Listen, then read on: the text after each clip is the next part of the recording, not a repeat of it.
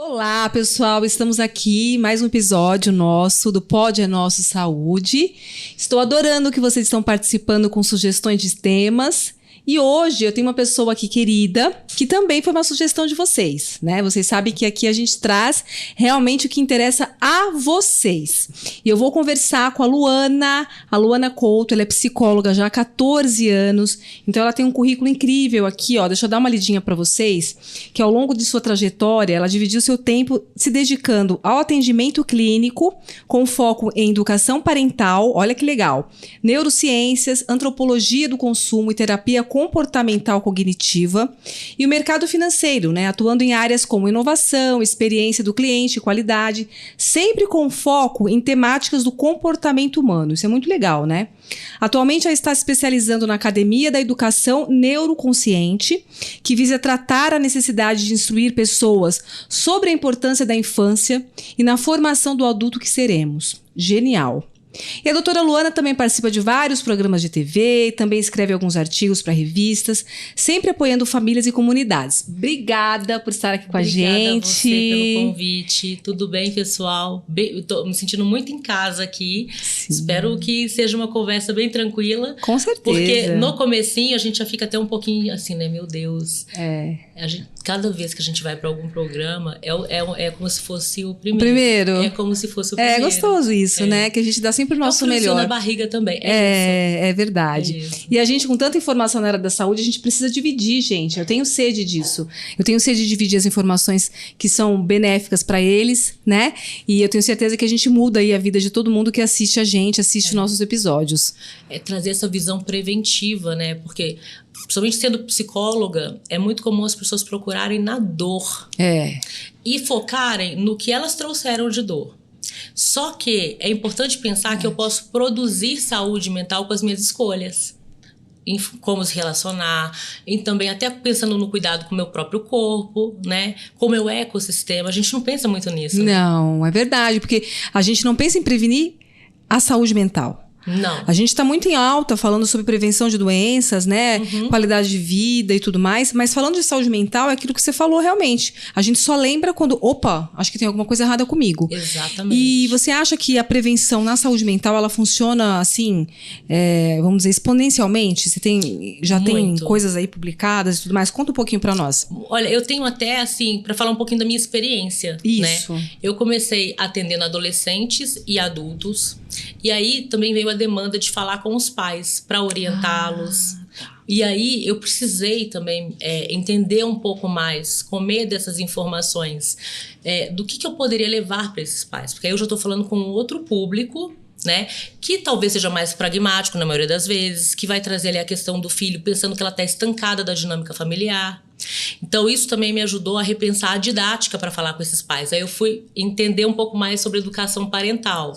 Também sobre neurociências, porque quando eu falo de neurociências fica mais tangível. É verdade. Eu falo do cérebro da criança e do adolescente, né? E aí, a minha experiência é a seguinte: quanto antes a gente consegue estabelecer muito bem a autoestima, a visão de mundo, a visão do outro, quanto mais a gente consegue, inclusive, ter consciência de que nós somos retroalimentados pelos pilares da nossa vida. Então, por exemplo, o trabalho, a família, o aprendizado. Então, não vou falar nem só de cursos, né? Mas o aprendizado.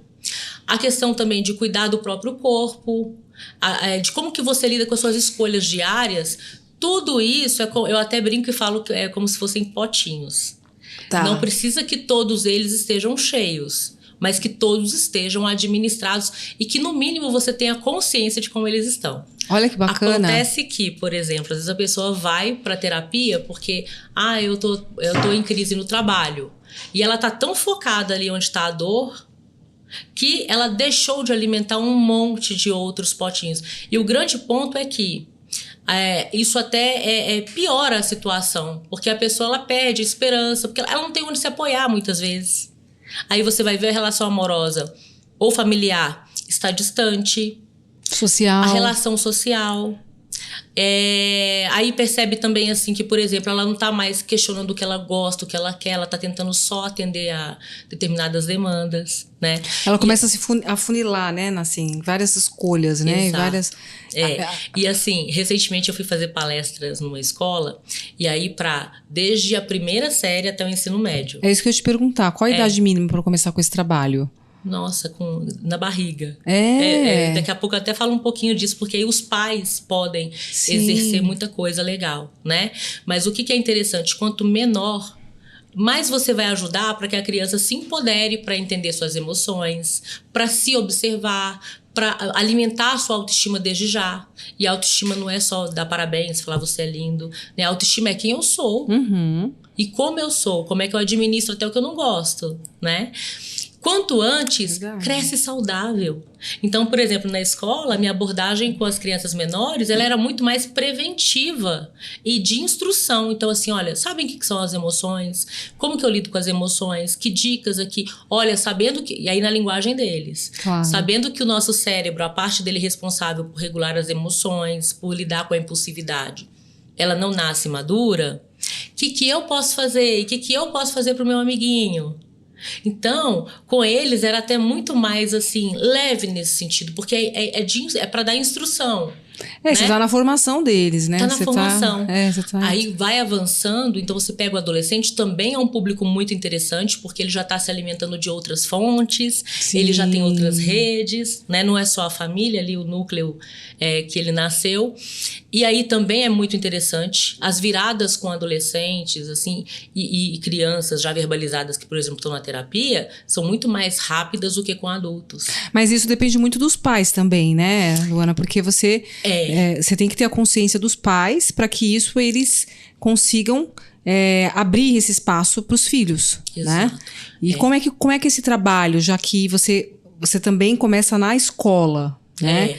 Como é que você atinge isso de uma forma globalizada na família? Então, por exemplo, nesse caso de palestras também, então assim, cada palestra ela é pensada especificamente para aquele público e qual que é a mensagem que a gente precisa dar e que tipo, até por ter tido essa experiência em inovação, então eu sempre trago também experiências, sabe? Porque a melhor forma de você se convencer de que você pode fazer diferente é se você se sensibilizar um pouco. Não é verdade? E normalmente na terapia dá certo porque a pessoa já vai com a dor, né? Ela já vai preparadinha com a dor dela. Então dá aquela sensibilizada e a gente entra ali nos temas e com cada público, com os pais, por exemplo, entra uma parte também muito importante que é de acolhimento, né? É a primeira vez que a gente está falando mais sobre educação parental, sobre educação com respeito. Sim. A nossa geração ainda foi uma geração, e hoje a gente ainda vê, né? Que não é tão estranho assim, por exemplo, um pai ou uma mãe apontando o dedo em riste para uma criança num restaurante. Não gera um estranhamento para todos, né? Ou até a questão mesmo da palmada. Que você tá falando. Mudou um pouco isso, né? Mudou, mas ainda estamos no começo. Então, os pais também precisam de acolhimento, porque não adianta a gente só pensar na culpa. Claro que não, é responsabilidade, né? Isso sim, porque eles foram criados dessa forma, né? Então, eles estão só repetindo padrões, creio eu, né? Então, como lidar com a saúde mental dos filhos, se ele acha que os pais acertaram ou erraram, mas é o que ele conhece. É o que ele conhece. E a gente busca as referências, e é uma coisa interessante também. Olha que provocação que eu normalmente faço. Aí nessa dinâmica, né, de também ter que atender a família, aí eu também comecei a olhar mais para crianças e me especializar um pouco mais sobre isso também. E aí surgiram as demandas de casais, de família. Então, por isso que eu falo que eu atendo a família, né, como um todo. Nessa questão da parentalidade, a família como um todo. E eu brinco, eu falo assim, para casar e para ter filhos, a gente pensa que já nasce pronto. Então a gente não faz algumas perguntas normalmente e pensa, o casamento é uma sociedade. Sim. Você é sócia, seu marido é sócio. E vamos cumprir ali as regras. E assim, qual que é o propósito dessa relação? E às vezes, né, o casal tá ali, Luana, eu preciso de ajuda e tal. A primeira conversa que eu faço qual é o propósito? Onde vocês querem chegar com essa relação? que é uma coisa grande. Eu acho que é tudo na nossa vida, né, Luana? E aí entra essa questão dos filhos também, né? Eu quero entregar pra eles eu quero entregar meus filhos a independência, a segurança. Maravilha, isso é muito bom. Agora, então vamos fazer combinados das regras aqui. Não vamos matar o soldado no caminho, porque enquanto você tá ali só discutindo os atritos do dia a dia e detonando a outra pessoa, você tá matando seu soldado, né? Seu sócio. É verdade. Pra paternagem, maternagem é a mesma coisa. E assim, eu tenho uma filha que vai fazer 3 anos. Ah, pititica.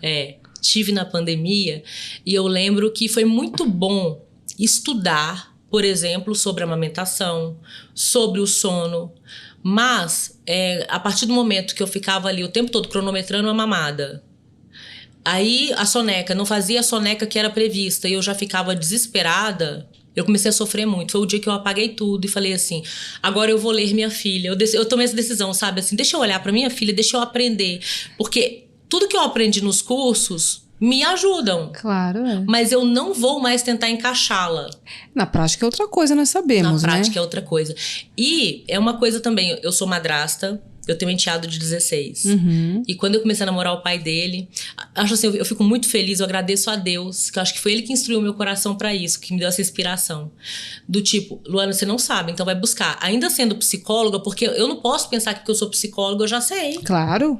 Aí você acabou de, vamos dizer, de inovar como você faz, né? De aprender, exato. De crescer. A gente nunca tá 100% sabendo de tudo, né? E aí eu voltei a estudar para falar assim, como é que é lidar com uma criança de 10 anos, para que eu pudesse pensar a cada 15 dias que a gente ficava junto, né?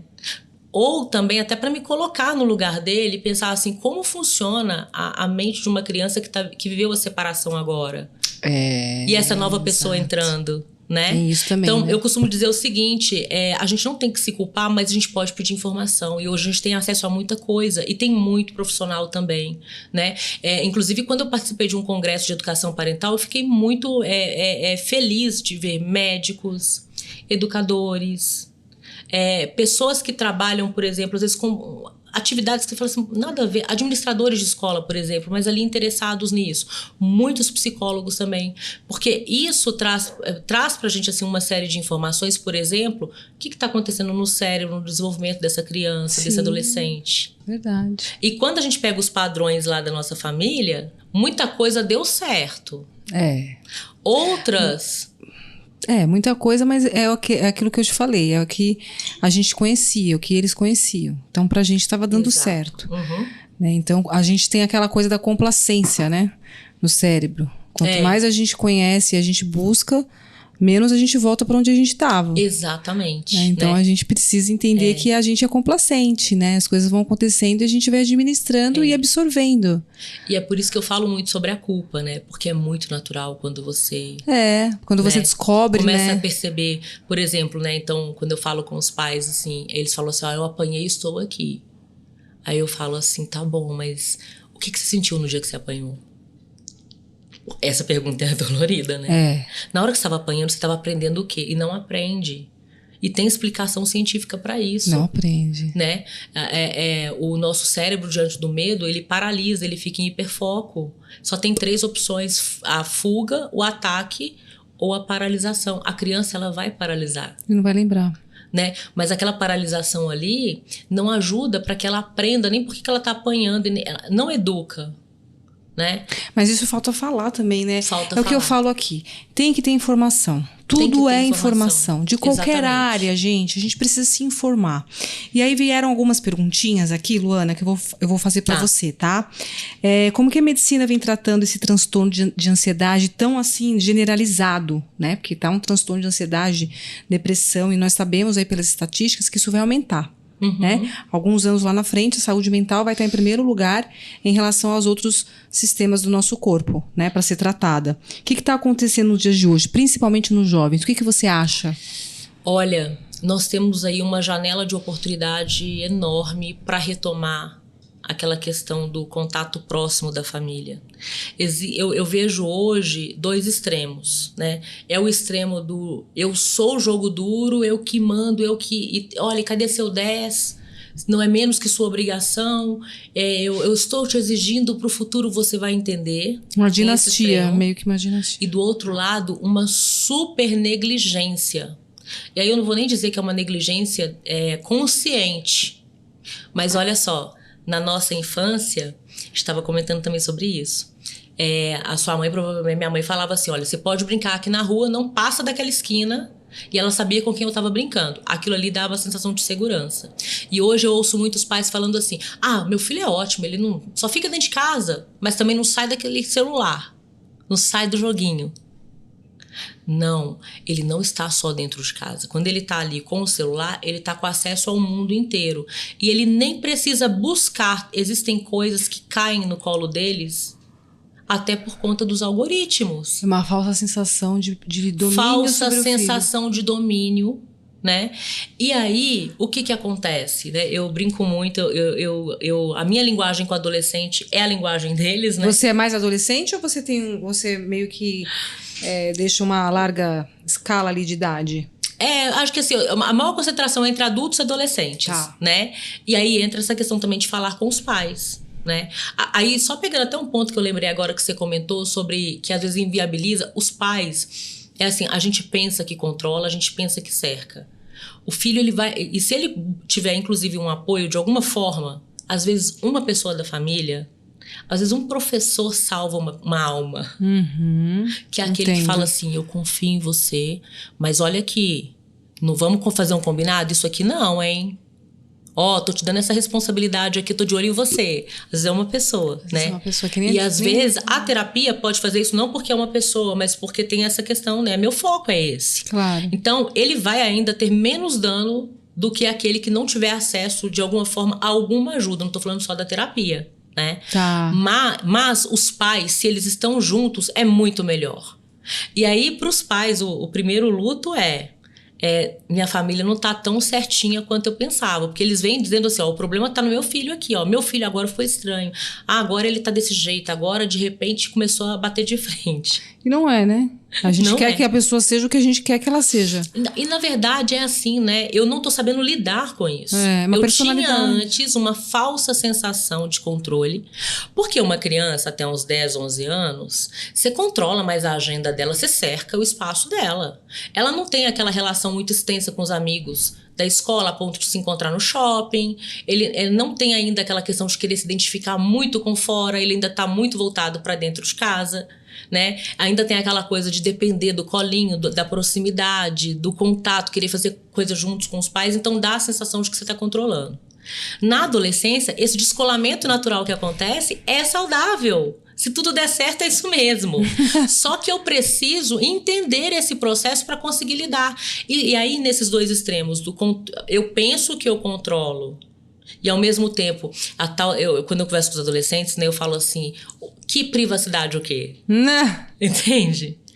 Privacidade é quando, inclusive, você tem o seu espaço, quando você tem condição de arcar com as consequências das suas escolhas. Se hoje você se perder em algum lugar e daqui a pouco pode vir a justiça na porta do seu pai e ele responde por isso. Privacidade não é tudo isso. E assim, você pode ir dando autonomia, dando espaço, mas é importante que a gente olhe e saiba o que está acontecendo. Até pela própria imaturidade do cérebro. E assim, é interessante, tá, gente? Quando eu falo com os adolescentes, nenhum deles discordam. Eles gostam. Eles gostam e assim... Vou trazer aqui um argumento muito importante que eu uso com eles, né? Então, o córtex pré-frontal é a área responsável pela regulação das emoções, regulação da impulsividade, análise de risco, visão de médio e longo prazo, né? É uma área que é um freio, ela é a parte mais sofisticada. Ela começa a amadurecer entre os 3 e 4 anos e só estará plenamente amadurecida aos 25. Eu ainda falo assim, se você não treinar usá-la, não adianta que ela esteja pronta aos 25, porque tem até adulto que a gente conhece que não usa. Que não usa, né? Exato. Então eu brinco assim, pensa que é uma bicicleta. Se você é um adolescente, você tá com uma bicicleta, metade de uma bicicleta, ela não tem freio agora. Seu freio é seu chinelo. Ao mesmo tempo, o sistema responsável pela busca do prazer, o sistema de recompensas, está muito assim, borbulhando na adolescência. Por isso que eles são muito impulsivos. Por isso que eles tendem a, inclusive, fazerem besteira. Inconsequentes, né? E aí, quando eu tô em palestra, às vezes eu pego um professor, alguém adulto que tá na sala e fala assim, fala uma besteira que você fez na adolescência. Ou nessa fase que você ainda não tinha esse freio todo.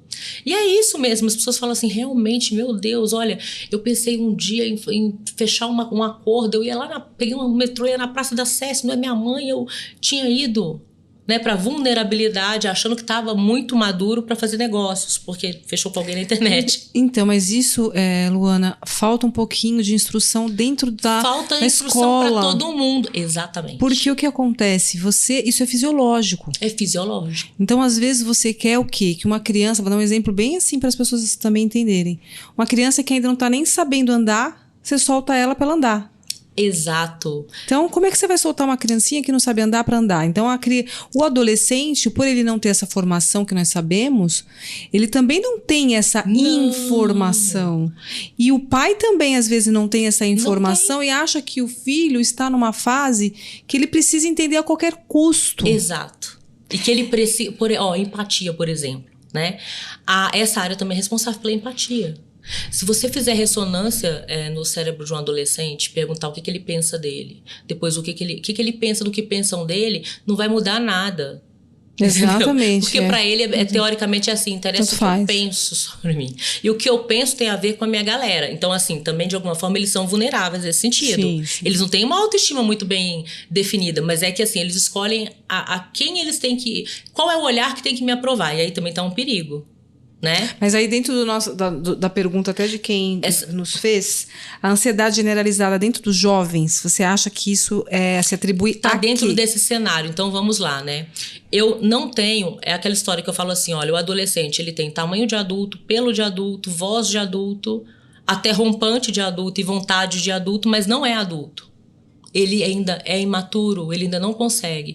Você pode ver que os índices de a ansiedade, depressão. Risco de colocar de perder a vida. E também até de acidentes, está muito concentrado nessa fase entre os 14 até os 24, 25 anos. Né? Justamente por esse combo todo. Eles são muito mais vulneráveis, olha só. Então pega essa questão do cérebro, pega também a questão de que o corpo dele está com uma bomba hormonal e aí em oscilação, estirão, né? Então, cresce muito, mas aí uma parte cresce mais do que a outra. Aí tem o cenário de comparações, tem a rede social com os padrões, tem a turma e ele vai buscando. Então, assim, se antes ele só buscava suprimento emocional na validação da família, agora ele vai querer também das turmas que ele começa a se relacionar. E aí, o que acontece? Ele tá tomando fora, ou a menina tá gostando de um menino que não olha pra cara dela, tem essa situação. Tem a situação também de que eu era o melhor aluno na turma antes do ensino fundamental, depois tudo vai ficando mais complexo, porque não te exige as mesmas habilidades. E aí, se você usa mais um hemisfério do cérebro ou outro, porque você é mais de exatas ou humanas, você vai capengar na outra. É difícil também lidar com isso, porque aí entra também a questão da própria família, que muitas vezes fala, você não tá fazendo sua parte, eu gasto tanto com você, e a sua escola é a melhor, e você quer viajar, eu te levei para viajar, mas agora você não retribui. O que eu estava falando da empatia também, né? Olha, se é pro joguinho, você sabe tudo. E isso vai gerando uma ansiedade Primeiro, no adolescente. Né? Eu não tenho valor, eu não sou amado, eu tô buscando isso fora. Se tudo der certo e ele se identificar com um grupo legal, tá tudo bem. Mas hoje nós temos aliciadores nas redes sociais. Nós temos pessoas que são abusadores, que fazem disso um negócio. Nós temos pessoas más que não querem sujar as mãos e querem, de fato, criar narrativas, criar ali um viés para que eles possam fazer. Então, você pega os exemplos aí dos ataques na escola, que ele tinha um grupinho ali que encorajava, que ensinava a usar uma arma branca, ensinava como guardar, como fingir, como isso e aquilo. Para as meninas, aquele grupinho também que começa a ensinar como é que ela esconde que não almoçou, né? Porque tem essa questão também do padrão. Tudo isso é um ambiente de muita frustração. Aí eu também não tenho suprimento amoroso da minha família. Todos nós queremos um dia olhar e falar assim, eu sou amado? Qual que foi minha história? Como que eu nasci? Será que meu pai e minha mãe me amam? Ou o meu cuidador, seja a avó, a tia, seja quem for? E com tudo isso falhando, diante das situações do dia a dia, eu tenho mais dificuldade de lidar. Sim. E aí, o nível de ansiedade, os níveis que a gente vê hoje de depressão, são praticamente desdobramentos, são sintomas desse mundo que está percorrendo a vida do adolescente. São muitos estímulos, né? São Luana? muitos estímulos. Desde estímulos visuais até gustativos, né? Até audiovisual, né? Também auditivo. Então, acho que a perda de controle. A perda de controle. Então, esses adolescentes estão tendo muitos estímulos, muito contato com muita coisa, né? E pensa na autoestima, né? Olha só. Eu antes era a criança fofinha, né? Querendo ou não, eu aprontava. Aí tinha alguém pra dar risadinha ali da minha piadinha, da minha bagunça. Eu era bonitinho mesmo. Eu ainda brinco com ele, esse cheirosinho. Agora começou a ter já... O suor já tem outro cheiro, né? Já começa a ter pelo, já começa a, de repente, desequilibrar o hormônio. E aí, o rosto vai mudando. Essa questão, por exemplo, né? Uma parte do corpo cresce, a outra vem a questão do bullying também. Das comparações, das brincadeiras e tudo isso. E eu ainda tenho a minha família, eventualmente, falando assim, olha... Você é um desgosto. Ou você só é o 10 que você me entrega. Então, assim, eu até, quando eu converso com os pais, eu falo assim, eu não quero tirar o seu amor pelo 10. Mas tenta pensar sobre o quanto que o seu filho está lidando com os desafios que ele tem e qual é a performance frente esforço. E, inclusive, 2 venenos... para depressão, que podem gerar depressão e ansiedade e não saber lidar com frustração. É você tentar proteger seu filho de lidar com problemas da vida, se resolver para ele. Então, tem situações que o pai tá ali, ele xinga, por exemplo, o filho se desorganizou na agenda, alguma coisa assim, ele xinga e não sei o que, já tá chamando o Uber para resolver. Entende? Ele tá estressado e depois ele fala assim, e aí, Luana, eu não quero, como é que eu faço? Então, os 2 venenos a superproteção dos pais, de resolver tudo pelo filho. Exatamente. E, ao mesmo tempo, essa negligência. Olha como que é ambíguo, assim, né? É bem contraditório. Mas, então, porque, vamos lá, essa negligência, ela não é proposital, mas ela está acontecendo. Porque, por exemplo, às vezes, eu não sou médica, eu não receito, mas eu dou exercícios. Eu falo assim, olha... O exercício para essa semana ou para esse mês é que vocês façam uma refeição juntos e parem naquele momento para perguntar assim, e aí? Ah, mas eu pergunto, Luana, como que foi na escola? E a resposta foi joia. Eu falei assim, não, mas não é isso. Me conta, qual foi a última coisa que você deu muita risada? Só que receba o que você vai ouvir. Porque seu filho vai te falar do amigo... que fez uma coisa que você talvez não aprovaria hoje, entende? Não dá pra você também ficar pedindo informação e julgar o tempo todo. Você tem que entrar no mundo. Tem que entrar no mundo. Até pra você entender como que seu filho lida com os filtros. Se ele faz filtro ou não. Então, por exemplo, né, o seu filho tá falando lá, porque não sei o que, é porque o cara fez essa piadinha. Nossa, mas seus amigos são idiotas. Não é pra isso. É pra você entender. Olha, e essa... ela só quer saber da série tal, uma série que tem muita intriga, eu tô muito preocupado. E eu fui lá e cortei lá a classificação da Netflix. Por isso que eu tenho que acolher os pais também, né? Porque é muita ingenuidade por trás de tudo isso. É isso que eu ia falar. Aí eu falo assim, olha, vamos lá. Né? Assim, acertando, assiste achando com sua filha. Luana, mas tem intriga, um nojo. Eu falei assim, mas é pra você. A sua conversa com a sua filha não é pra agradar a sua vontade desse momento. E quando você era adolescente, alguma coisa que você gostava, seus pais não gostavam. Sim. Mas para criar essa ponte, né, você tem que fazer esse exercício. Até porque, gente, escolhemos ter esses filhos, né? E o adolescente não é um adulto. Então, estamos também olha só, estamos num momento hoje que a gente percebe muito crianças que estão hoje sem esse contato com os pais, porque até nessa questão da educação do sono e tudo mais, da amamentação, não vou deixar muito tempo no colo, deixa eu pôr na cama. O sono, deixa eu já colocar ali, ele vai ter que aprender a dormir sozinho. Tá diminuindo esse contato também com as crianças pequenas. Elas estão cada vez mais tempo nas escolas. Aí você pega os adolescentes, eu penso que eu tô no controle porque ele tá só no quarto, ele tá no celular, ele tá no mundo. Tá né? E não tá escolhendo tudo que ele vai usar. Tem muita coisa caindo no colo dele. E aí, ao mesmo tempo, a gente vê adultos super protegidos. É muito confuso isso, sabia? Os nenéns. Nem trabalha, nem estuda e não tem perspectiva. Gente, se você for pensar ao pé da letra, você não tem filhos. O grande ponto é, se eu quero ter um filho hoje, meu capital mais caro é a minha dedicação, é o meu olhar.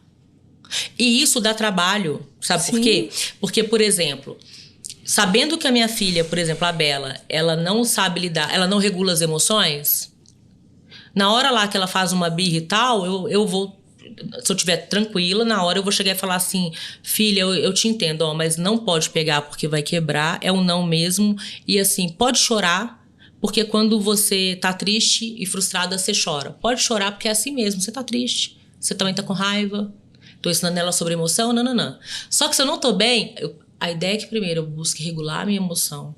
Pra eu não levar pra ela o desdobramento da minha raiva ou da minha frustração. Mas é que você tá falando com um profissional. Mas como mãe também, gente, eu em vários momentos, assim, ninguém tá... Isso. Você tá falando como profissional, como mãe da Bela, vamos dizer, né? Vou dar um exemplo da sua filha. E por todo o conhecimento que você tem. Mas uma mãe normal, sem ser psicóloga...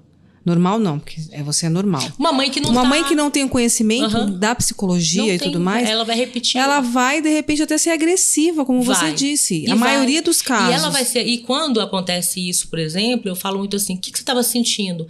Eu estava com vergonha, eu estava cansada. E por isso que a gente também tem que aprender a educação emocional para nós. Aí é que começa. Por isso que quanto mais cedo eu aprendo a lidar com as minhas emoções, eu consigo perceber que, por exemplo, eu estou aqui sem um pouco de paciência porque eu estou cansada. Não é a culpa dela que quer aquela tal situação que ela nem sabe o que é. Exato. Né? Então eu me regulo. E aí os adultos também estão sofrendo muito. Tudo isso que a gente está falando aqui também desdobra neles. Porque aí é o adulto que chega no trabalho e quando ele ouve alguma coisa do chefe que ele não gostou, ele engole e fala assim, eu vou aprender a não ligar para isso. E ele também não vai lidando com as próprias emoções. Então tá numa combustão também, né? Sim. Então, essa questão de hoje, ainda bem, né? Nós temos muitos profissionais, médicos também, que trazem várias informações, né? Não é só a psicologia. E tem uma outra questão também, né? Que é muito importante. Eu não tô aqui fazendo uma apologia a nenhuma religião, mas a fé. Né? Porque, olha só, se eu conseguir... Então, assim, nunca vamos conseguir lidar com tudo.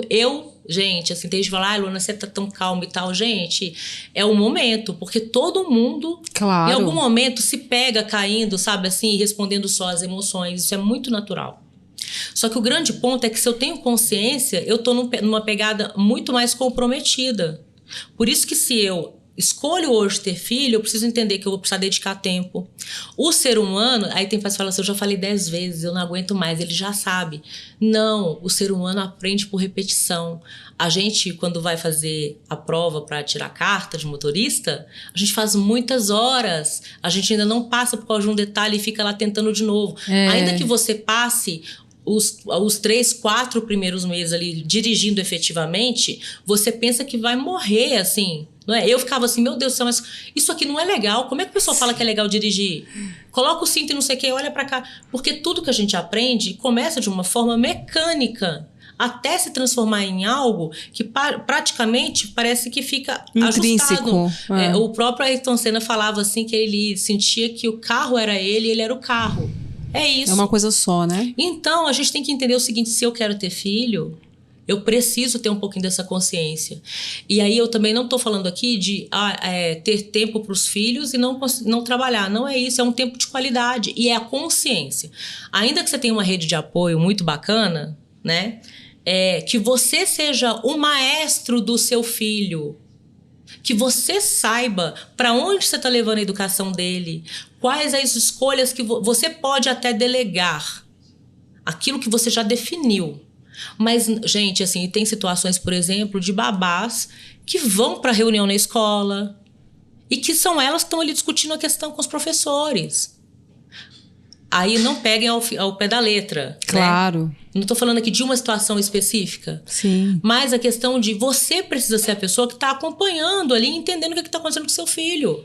Discutindo com a escola. E se seu filho tem uma questão, então como é que a gente pode fazer para eu fazer de casa e vocês fazerem daqui? Como é que a gente também empodera essa escola? A escola hoje está muito desempoderada. Porque aí uma coisa que eu ouço muito de educadores é assim, Luana, como o pai fica nessa dívida com os filhos, o que acontece? Ele chega aqui e ele bate boca comigo, porque o amigo falou tal coisa, e o que a escola está fazendo com o amigo? Ele quer chegar aqui e brigar com o professor. É que ele quer tirar a responsabilidade dele. Exato. E jogar em alguém. Ou é no professor, ou é no amigo. Exatamente. Ou é na professora da sala de aula. Exato. Né? Isso aí eu sempre vi. Eu sou mãe de 2 meninos. E eu sempre tive a consciência de que a gente não terceiriza educação. Por mais que a escola esteja ali para ensinar, quem educa são os pais. Exato. Né? Então eu sempre tive essa noção de que terceirizar a educação não é saudável, né? E hoje, eu acho que a gente está ainda engatinhando nessa situação, Sim. né? Por mais que você, por exemplo, você é uma profissional bem atualizada, fala a respeito de coisas atuais, né? E eu acho muito interessante isso que você falou, do foco em educação parental. Porque imagina só, nós somos um ser único, bioindividual, né? Mas, quando a gente está dentro do nosso núcleo familiar, a gente se torna um só em determinadas situações. Então, como é que você vai fazer um trabalho apenas em uma pessoa? Não dá. Eu não consigo entender esse tipo de psicologia. Pegar só um filho e tratar o filho como se ele fosse somente uma unidade só e ele não tem autonomia, né? Ele não tem autonomia, por exemplo, para mudar alguns padrões que estão ali naquele modelo da família. Então, uma dúvida e uma pergunta é: o ideal seria sempre uma terapia parental? Na verdade, assim, porque dentro do modelo de atendimento a menores de idade, você tem ali uma recorrência de contato com os pais. Tem que existir. Exatamente. Então, a orientação parental é agora um nome criado porque ele traz informações sobre essa questão do desenvolvimento do cérebro, do corpo, questões relacionadas a como que o desenvolvimento de educacional de uma criança, a parte cognitiva. Ele junta muitas coisas interessantes, muitas informações, mas para todos os casos, sempre tem ali um terapeuta interagindo com os pais. Tá. A orientação parental, ela me ajuda muito como ferramenta. Porque essa questão, ela me ajuda a acolher, ela me ajuda também a sensibilizar, me ajuda também a trazer para esses pais, por exemplo, a educação emocional que eles não tiveram. Que hoje eles também estão ali tomando um monte de remédios para dar conta da rotina deles. É assim, olha, são pessoas feridas, ferindo sem querer, ferindo por querer, sabe? Repetindo ciclos. E aí, por isso que todos nós, de alguma forma, quando a gente olha assim, todos nós, eu digo, né? Todas as idades ficam muito vulneráveis a essas questões, porque onde que a ansiedade, a depressão, ela vai se instaurando? Onde eu não consigo fluir, onde eu não crio repertório para lidar com as minhas questões. Então, onde eu não consigo, o corpo começa a sentir, ele começa a somar. Não é? E de várias formas, Sim, não é só também só com a questão mental, É. né? Vai pro corpo. Tanto que até quando eu explico, né? Eu falo assim, gente, quando a gente fala aqui de raiva, alegria, tem uma resposta no nosso corpo. E normalmente a gente só faz a leitura daquela emoção que fica mais forte ou muito fraca, alguma coisa nesse sentido. E que aí, mas ela tem sempre uma conexão com o nosso corpo. E por isso que não dá para separar, né? Então eu uso até minha base, a terapia comportamental cognitiva, que me ajuda muito a olhar para tudo isso, porque não dá para falar também que só tá aqui na cabeça. Claro. Essa pessoa tá sentindo. Tá fisiologicamente sentindo. Exatamente. Existe aí o sistema nervoso autônomo, né? Onde Exatamente. a gente tem toda uma ligação do cognitivo com o sistema nervoso autônomo. Exatamente. Então não tem como. Isso aí é um desfecho que existe no nosso corpo que nós não temos controle muitas vezes. Não né? temos. Isso é interessantíssimo falar, porque o que acontece com os pais quando eles não entendem a somatização dos filhos?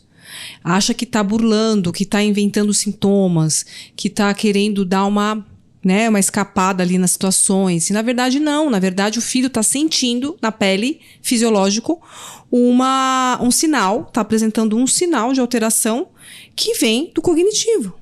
Né? Que vem das emoções também.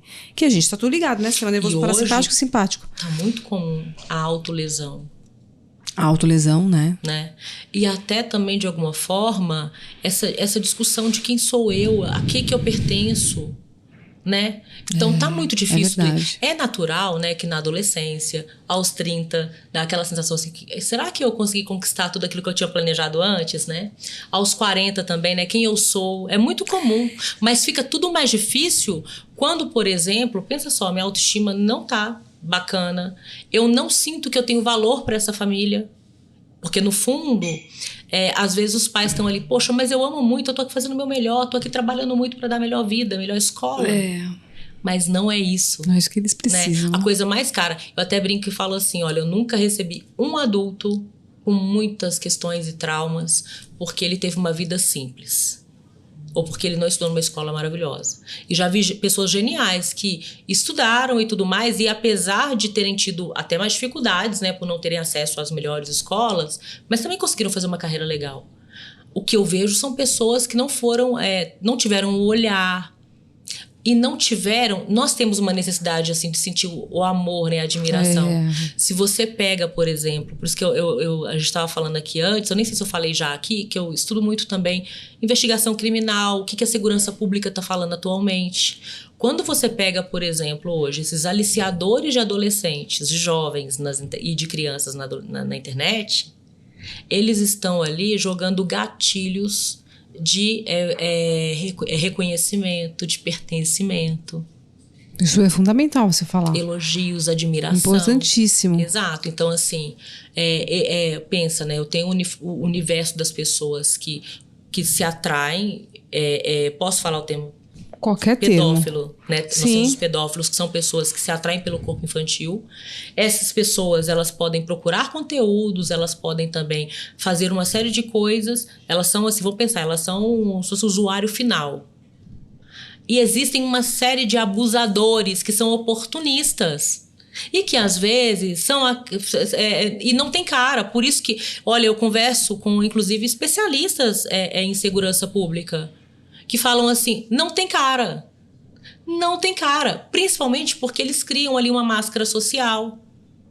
São experts nisso. Exato. Então você pega, por exemplo, casos recentes que acontecem aí de situações de sequestro de criança ou coisa por aí, a pessoa, você fala assim, nossa, trabalha, tem uma família, tem filhos, está tudo muito bem estruturado, não tem cara de, olha, é noivo. Por que ele está fazendo isso? Porque era máscara social. E essas pessoas, elas estão onde as crianças e adolescentes estão. Com certeza. Se passando por elas. Sim, tentando entender o mundo delas. E elas entendem esse mundo e falam na mesma linguagem. E em alguns momentos eles vão buscando informações. Eles são também, assim, expert naquilo que eles fazem. Eles estão pegando informações. Alguns sim, outros só abusadores, que não são necessariamente psicopatas, mas que ficam aproveitando oportunidades. Porque se eles conseguem algum tipo de conteúdo, eles conseguem dinheiro com isso. Tem de tudo. E aí a questão né? Aí os pais falam assim, Luana, mas como que eu vou admirar então se meu filho está tendo esses comportamentos? Eu falei assim, amor é uma coisa que eu não vou associar ao que vem em troca, né? Eu amo meu filho porque ele é importante. Agora eu tenho que instruí-lo para que então ele possa criar um repertório para buscar comportamentos saudáveis, porque aí ele vai ter ganhos na vida social, né? Então, sim, só que para isso você precisa trazer seu olhar, seu tempo, sua dedicação. Sim. Você vai ter que buscar ajuda também. É aquilo que a gente fala lá no início. Exato. Né? Tudo a gente volta pro olho no olho. Né? Por toda essa intimidade dos pais, né? E aquela coisa, né? De, assim, e para quem vai criando esse elo, fica mais fácil. Que fala assim, não, eu conheço meu filho. Alguma coisa tá acontecendo. Aí ele consegue pegar antes, né? E aí, igual você falou assim, que às vezes os pais falam, subestimam, né? Não, mas isso daqui é exagero, né? A gente precisa hoje ter muita visão de precaução, porque a situação está muito crítica, né? Agora a gente está estamos já no setembro amarelo. E a gente não pode subestimar. Porque se você pega cada caso e você faz um CSI, você identifica ali oportunidades onde alguém poderia ter, sabe, no mínimo falar, espera aí, aqui tem uma coisa errada, não tá legal, deixa eu voltar meu olhar. Sim, sim. E eu acho também que tem que quebrar um pouco de paradigma quando os pais, eles acham que eles estão aqui sempre para ensinar. E às vezes nós estamos também para aprender com os filhos, né? Então, eu tenho esse olhar um pouco mais integrativo, vamos dizer assim. Porque a gente é mãe, ok, nós temos uma autoridade, entre aspas, de mãe, mas quem disse que seu filho não pode te ensinar alguma coisa? Pode muito. Então isso também tem que se quebrar, né? Porque os pais, eles hoje, eu não sei se é muito assim, na minha época era mais. Onde os pais tinham sempre aquela postura de quem dá a última palavra e quem manda. Independente do que você quer, é o pai e a mãe.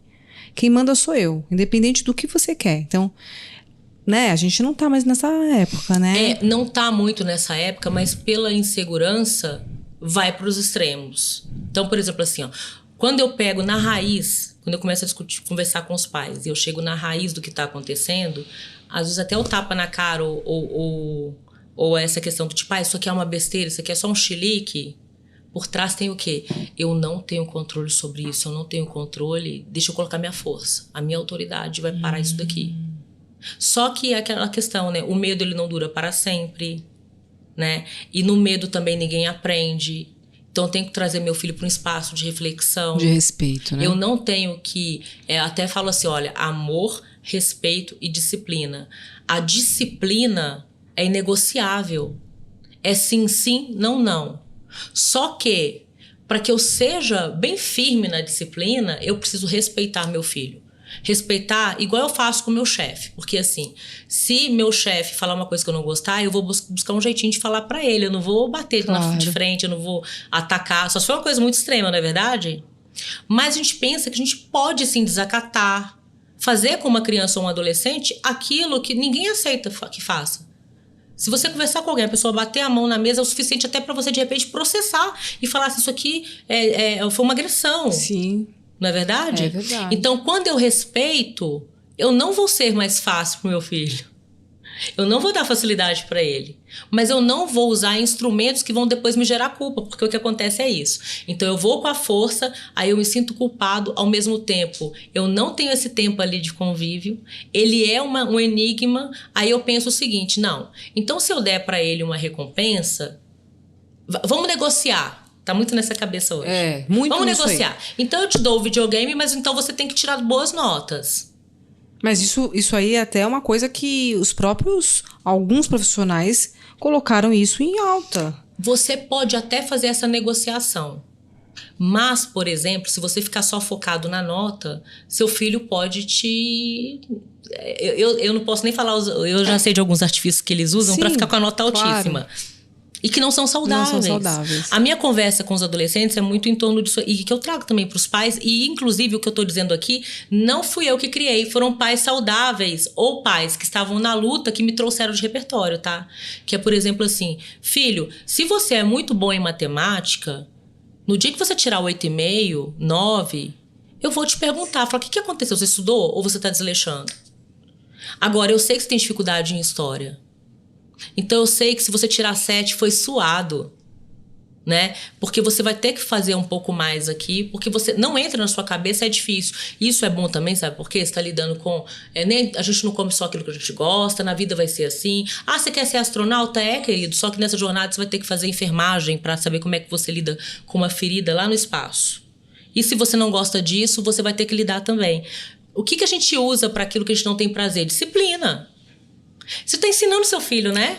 Inclusive os manejos da vida de adulto. Sim, sim. E aí, quando você faz isso, a conversa já é outra. Filho, tira essa nota aqui. Isso aqui foi seu melhor? Se existe essa conversa, eles nem tentam dar aquela engalobada, assim, sabe? De falar assim, você sabe, não tem essa. E eu tô vendo aqui que, assim, no final das contas, o diálogo, né, Luana? É o diálogo. O diálogo sempre o amor tem genuíno. Que existir. Que assim, ó, eu não te amo porque você tirou nota 10. Eu te amo porque você existe. E todos nós queremos isso, né, gente? Claro. Todo mundo quer. A gente como pai, como mãe, mas aí eu viro pro filho às vezes falo assim, tô muito chateado com você, eu tô me sentindo envergonhado. Nossa, porque eu faço de tudo por você e você, sabe, só me decepciona, eu tô muito mal. Gente, amor não pode ser negociação. E no final das contas é assim, olha, eu te amo independente do que você faça, mas não é porque eu te amo que você vai fazer tudo que você quiser. Tô te colocando aqui limite sim. Aí você ajuda ele a lidar com as consequências das escolhas. Então não é mais barganha. Então assim, o que eu cobro do meu filho não é a nota versus o videogame. O que eu cobro dele é que ele seja honesto com a dedicação que ele poderia ter feito e a que ele fez de verdade. Essa conversa já é aquela que não tem como. E é aquela que gera tempo para quem tá do lado.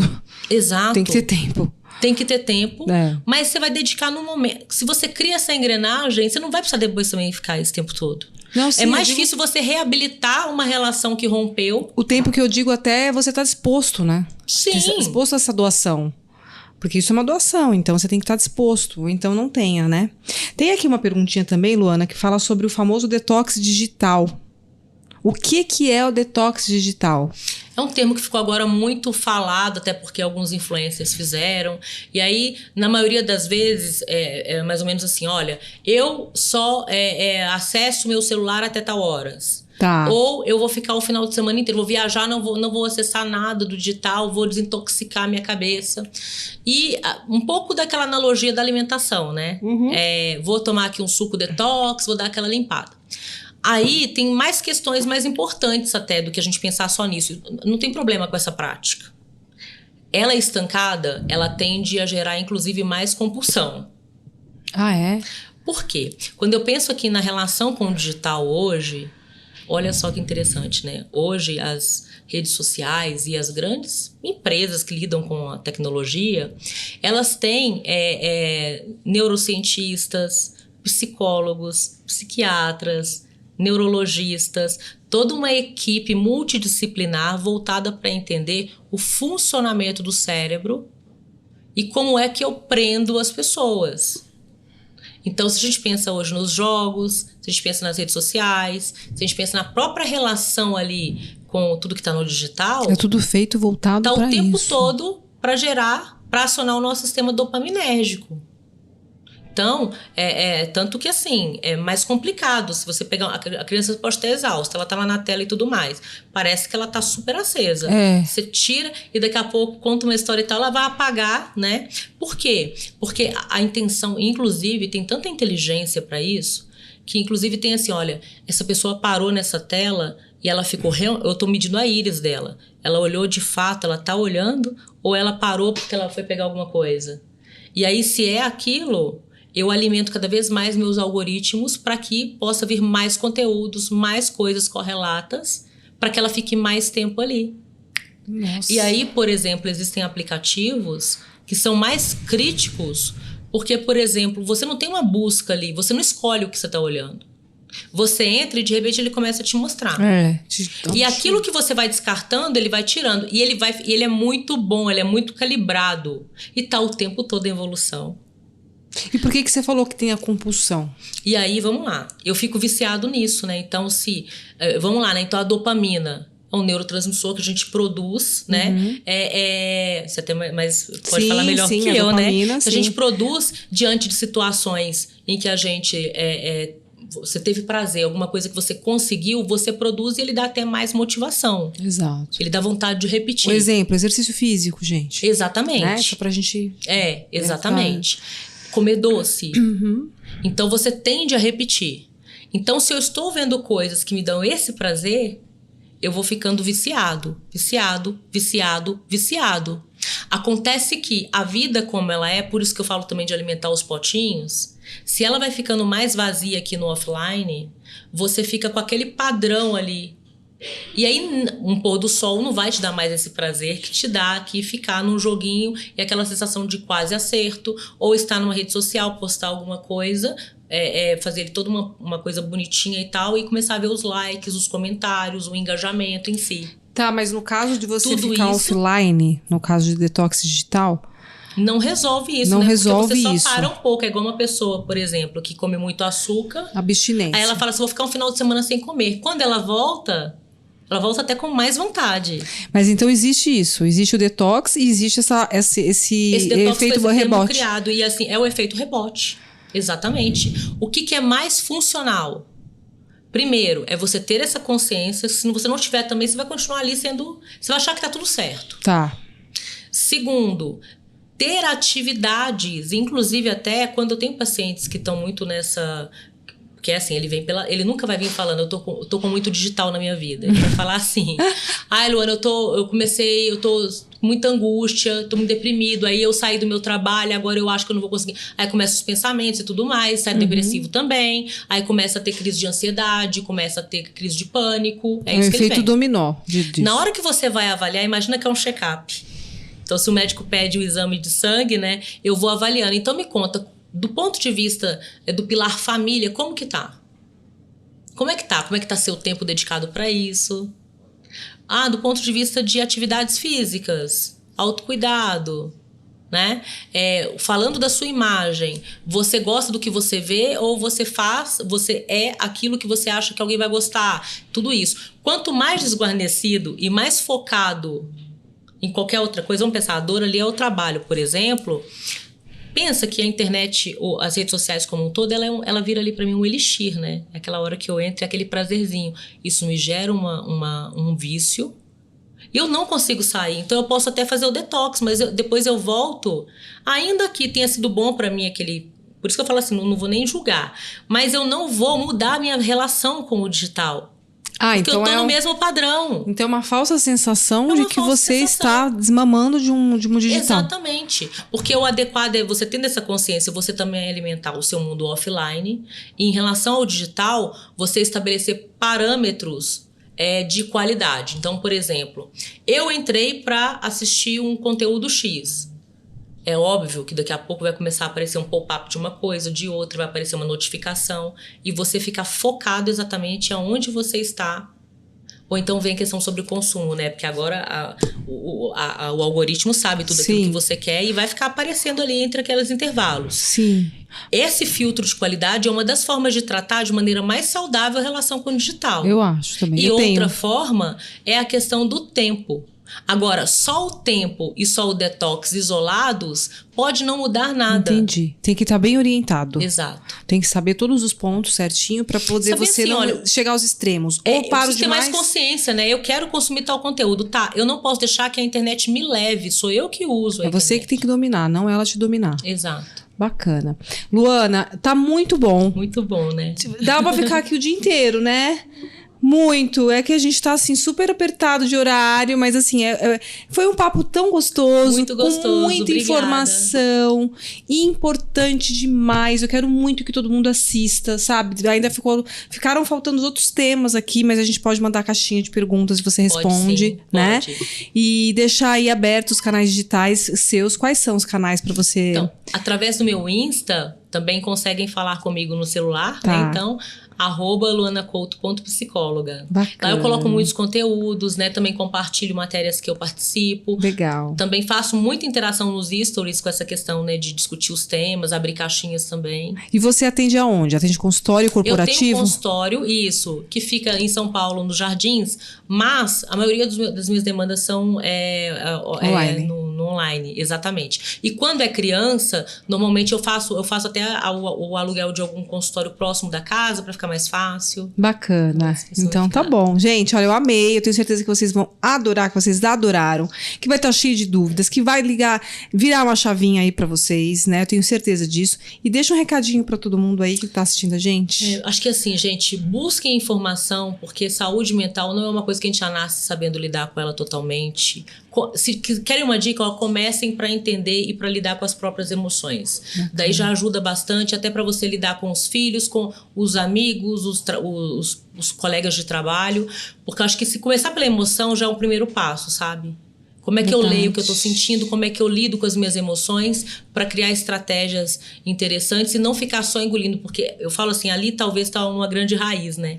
Onde a pessoa começa a segurar ou a não saber lidar e vai gerando danos ali em vários aspectos. E nunca é tarde, né? Nunca é tarde. Pode ser nunca é tarde. Mãe jovem, mãe mais velha. Pode acho que ser. toda a idade tá válida, né, Toda Luana? a idade tá válida. E quanto antes começar, melhor. Legal. Obrigada, pessoal, pela audiência. Quero agradecer a Belmontes, tá bom? Nossa parceira, nosso laboratório de excelência, que está todos os dias com a gente. E é isso. Então, até o próximo episódio. Não esqueçam de compartilhar este episódio, né? E também comentar e mandar sugestões que vocês estão mandando para nós. Um beijo, Luana. Muito obrigada, viu? Adorei de verdade, coração. Adorei muito, obrigada. Muito bom, meninas. Olha, bacana. Luana, tem muita coisa. É muita informação, assim. Não informação que você fica perdida, é informação que te